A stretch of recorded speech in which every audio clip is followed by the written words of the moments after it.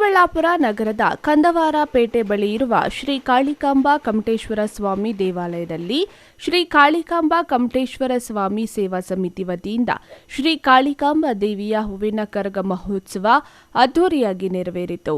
ಕರಗ ಹೊತ್ತ ವಾಪಸಂದ್ರದ ಅಜಿತ್ ಕುಮಾರ್ ಅವರು ತಾಳಕ್ಕೆ ತಕ್ಕಂತೆ ಹೆಜ್ಜೆ ಹಾಕಿ ನೆರೆದಿದ್ದ ಸಾರ್ವಜನಿಕರನ್ನು ರಂಜಿಸಿದರು. ಕರಗದ ನೃತ್ಯಕ್ಕೆ ಸಾರ್ವಜನಿಕರು ಶಿಳ್ಳೆ ಚಪ್ಪಾಳೆ ಮೂಲಕ ಸಂಭ್ರಮಿಸಿದರು.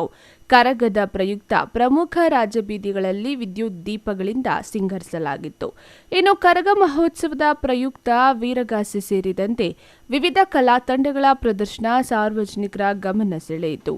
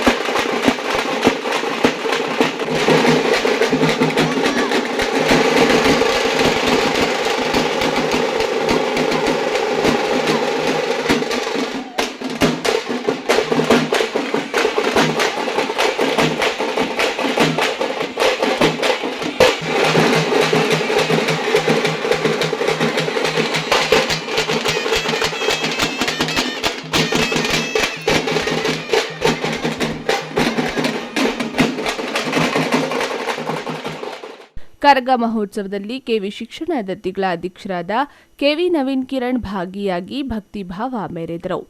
ಲಕ್ಷ್ಮೀನಾರಾಯಣ್, ಎಂಎಂಟಿವಿ ನ್ಯೂಸ್, ಚಿಕ್ಕಬಳ್ಳಾಪುರ.